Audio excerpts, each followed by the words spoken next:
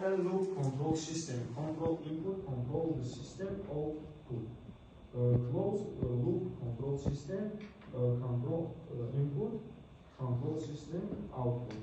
چون که ما گفته گذاشتیم سیستم های اداره‌ای شده سیگنال هنگامی که داخل می شود در اینجا کنترل کرده و خارج می شود و در سیستم اداره‌ای کشیده باشد سیگنال هنگامی که وارد می شود در اینجا کار کرده می شود و خارج کرده می شود. هنگامی خارج شوی اگر اون طلباتی رو که ما طلب میکنیم اجرا نشود سیگنال دوباره برگشته در اینجا فیدبک یعنی برخی میگردد و دوباره میاد تا اونه که در اینجا ما با نتیجه‌ای که میخواهیم به آن برسیم چنین روان تغییر یافتن اجرا گردیدن میگردد.